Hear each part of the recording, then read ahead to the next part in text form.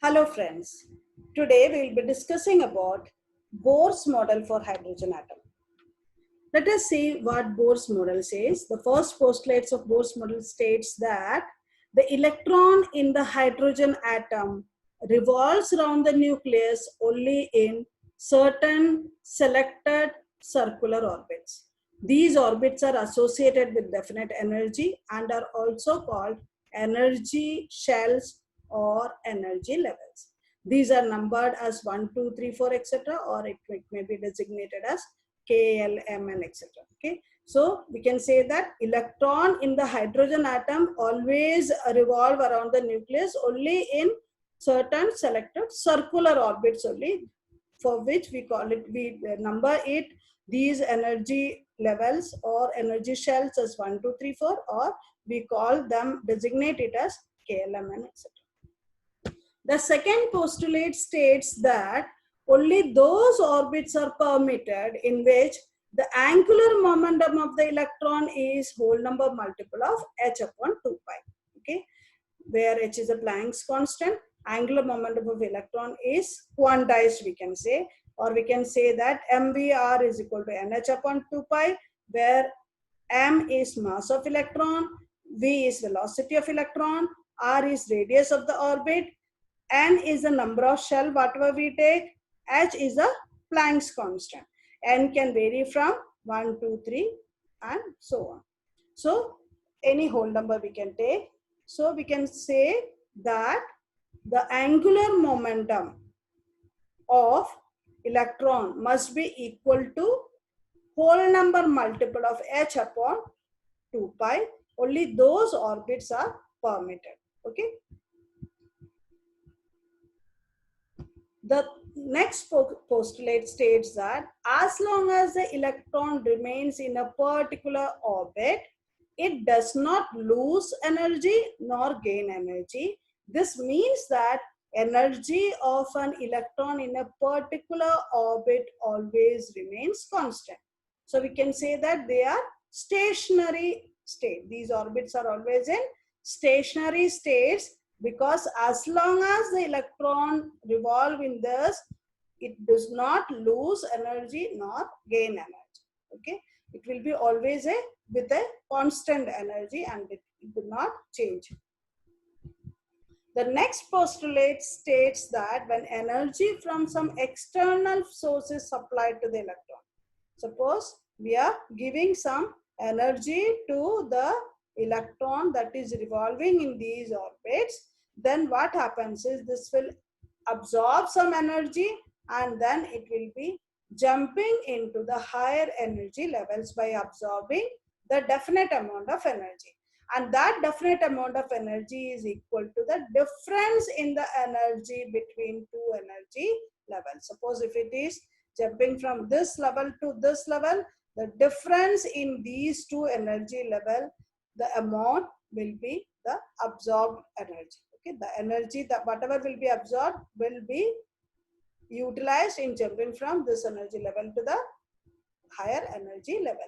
When the electron jumps back to the lower energy, suppose if it is jumping from this level to the lower energy level, then it radiates the same amount of energy, and these radiations will be in the form of photons. Okay, quantas we can say, that is E2 minus E1 will be equal to h nu. Okay, delta E will be equal to h nu. Delta is nothing but the difference in the energy levels whatever we take.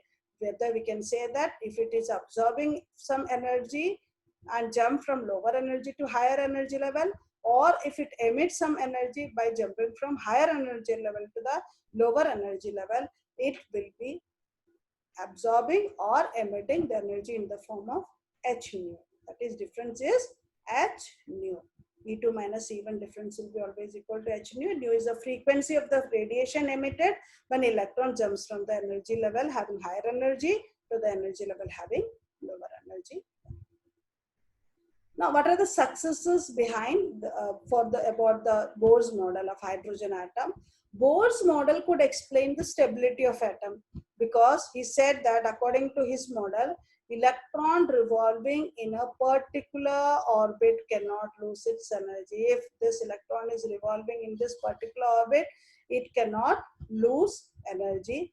If the electron cannot lose energy, then it is understood that it must be stable. If it absorbs some energy, then it can jump to higher energy level. If it jumps from higher energy to lower energy, it will emit some energy. So electron can lose energy only if it jumps to the lower energy level. If no lower energy level is vacant, then electron will keep on revolving in the same orbit without losing its energy. So we can say that atom is stable.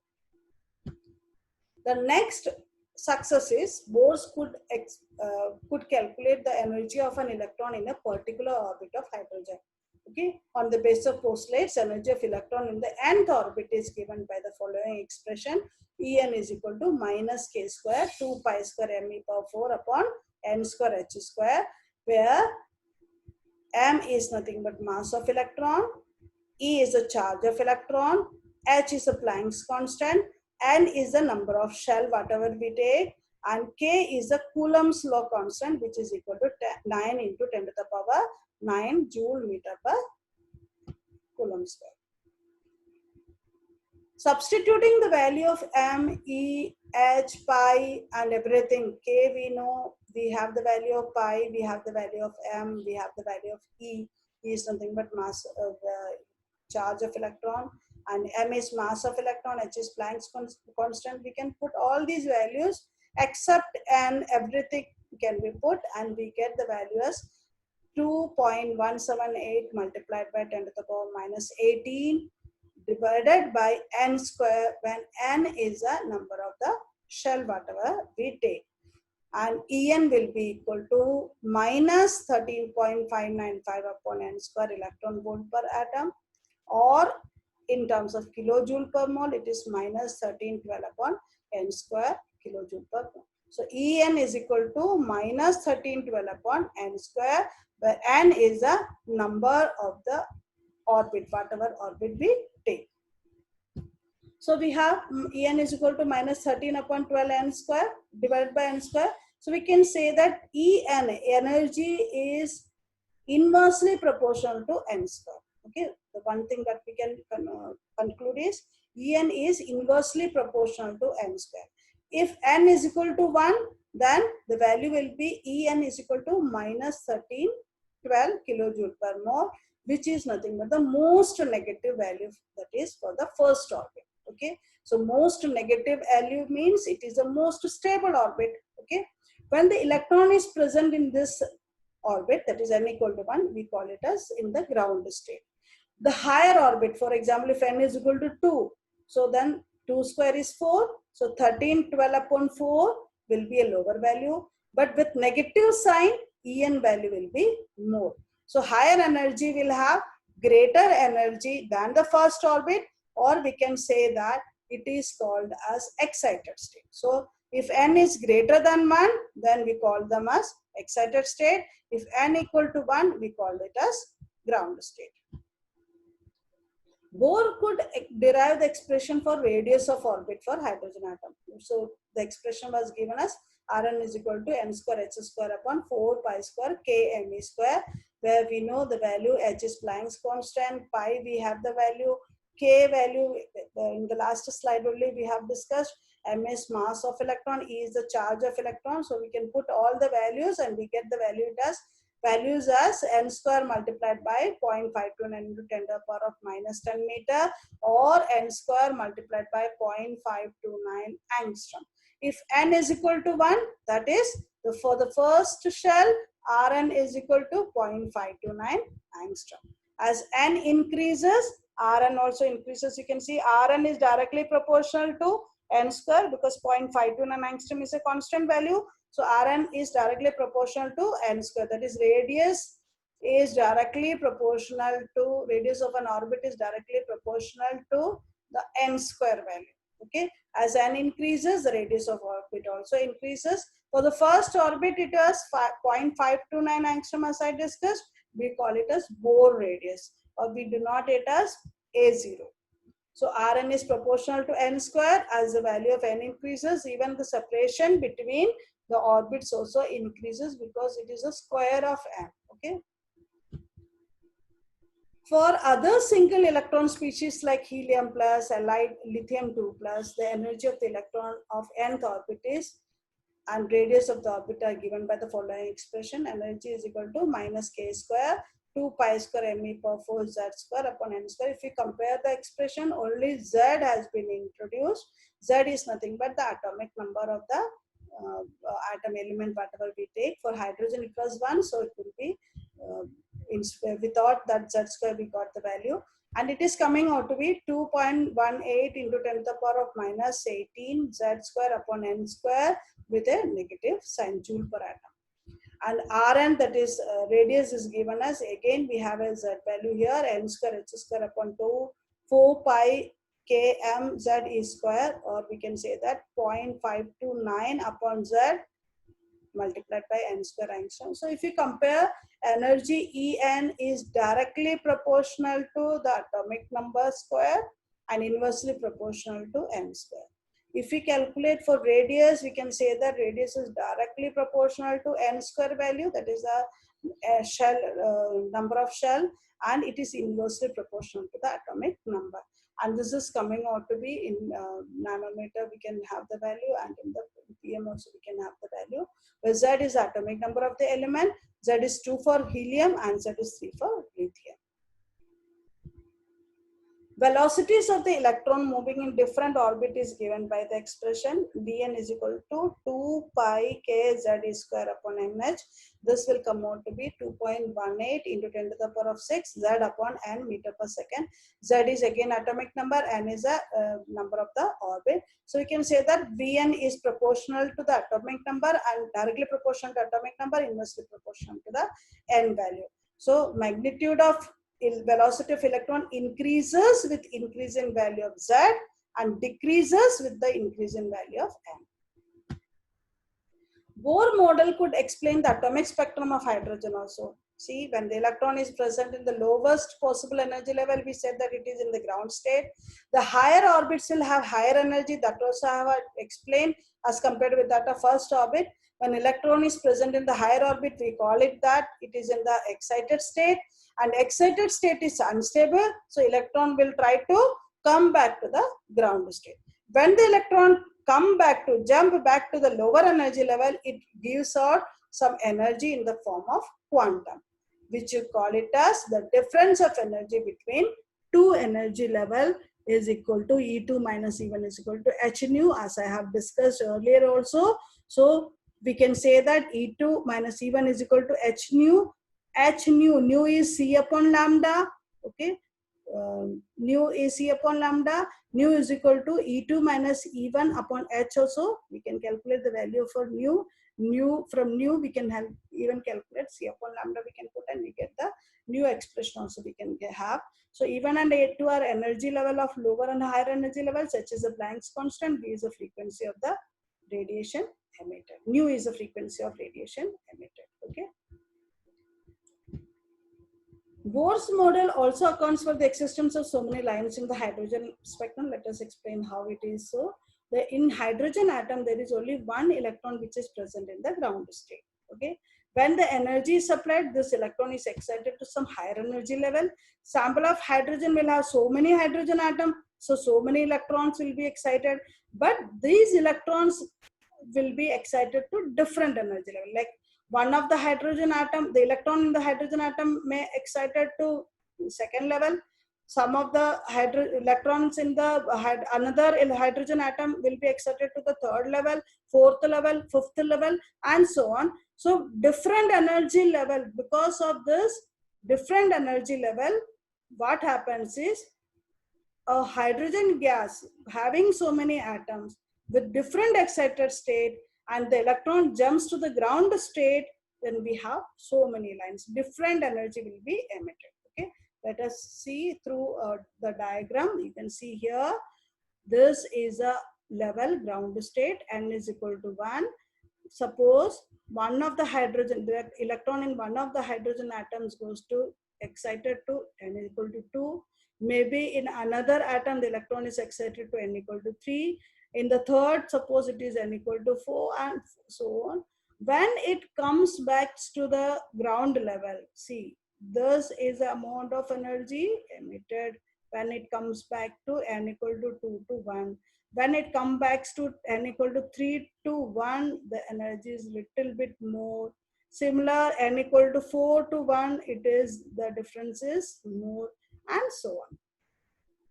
Suppose if the electron is present in the fourth level, suppose, and it may jump back to n equal to, one more cases, if n is equal to 4, if it is jumping back, it may jump back to n equal to 3, it may jump back to n equal to 2, it may jump back to n equal to 1 also. Okay.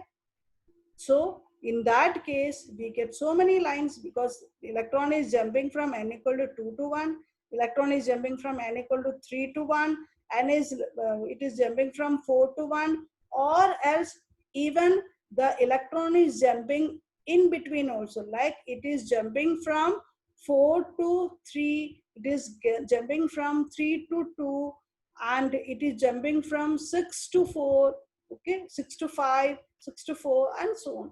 So there are so many options for the jumping of electron from higher level to the lower level. Each will give a different energy level. So we get so many lines in the emission spectrum of hydrogen. The line arises due to transition from higher energy level to the first energy level. We call it as Lyman series. If from like electron is jumping from all the other levels to the first level, we group it into Lyman series. If all the electrons in the different excited state from n equal to 3 onwards and to the second level, we call it as Balmer series. If it is jumping back to third level, we call it as Parston series. If it is jumping back to the fourth level, we call it as Brackett series. So we have different series. See, for Lyman series, n is equal to 1, and n1 is equal to 1, and n2 is equal to 2, 3, 4, etc. See, and from n equal to 2 to 1, from n equal to 3 to 1, 4 to 1, all are jumping back to the first level. We call it as Lyman series. So from nth to n equal to 1, the difference in energy will be in the range of, we call it as this as Lyman series. If the electron is jumping back to the second level, see, from n equal to 3 to 2, n equal to 4 to 2, it is jumping from n equal to 5 to n equal to 2. These are grouped into Balmer series. When the electron is jumping from 4 to 3, 5 to 3, that is the third level it is jumping, we group it into Parston series, and from n equal to higher order to n equal to 5, fourth one we call it as Brackett series, and the other one will be Fund series. So if n1 is equal to 1 and n2 is higher shells, then we call it as Lyman series. From n2, 3, 4, 5, etc. to the n1, 2, then we call it as Balmer series, and so. Bohr was able to calculate frequencies, wavelengths of various lines in the atomic spectrum of hydrogen. Suppose an electron from an orbit having n is equal to ni, suppose some initial orbit ni, jumps to an orbit having n is equal to nf, then the delta E energy will be, difference will be what? EF minus EI. That will be is equal to, we have already calculated the energy values, minus 2.18 into 10 to the power of minus 18 upon n square was the expression, okay, in terms of joule.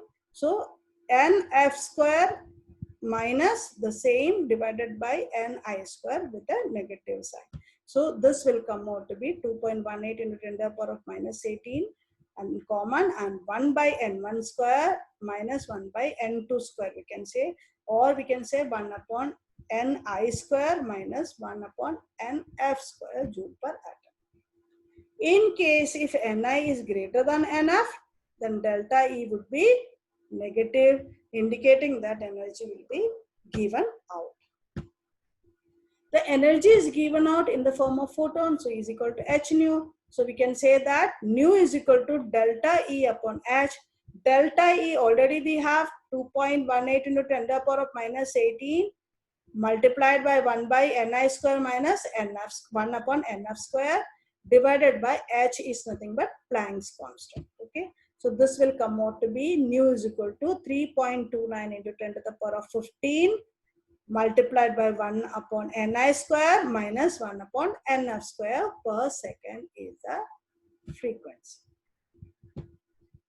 The wave number can be calculated as 1 upon lambda. You can say nu bar is equal to nu upon c.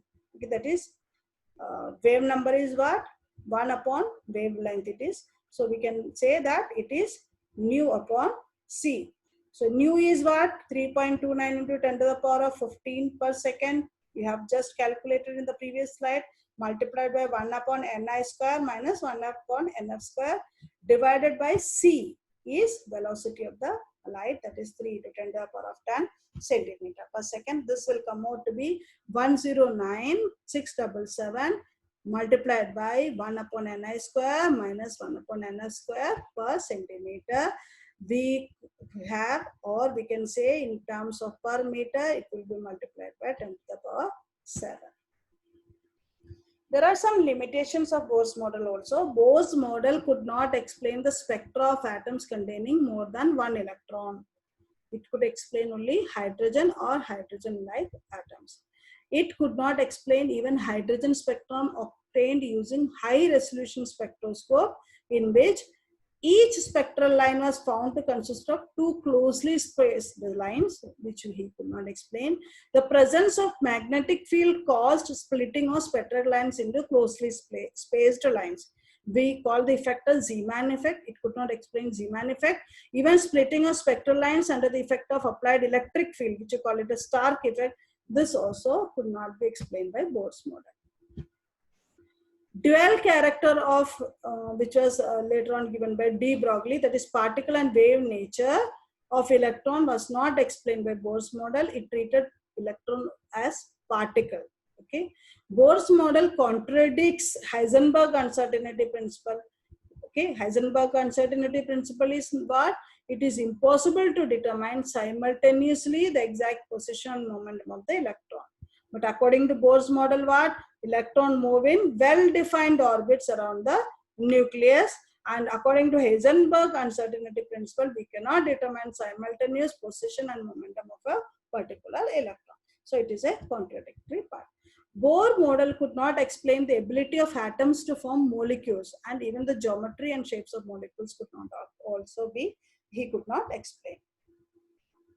Now let us take an example, numerical problem. Calculate the frequency and wave number of the radiation emitted when an electron in hydrogen atom returns to fifth energy level to second energy level.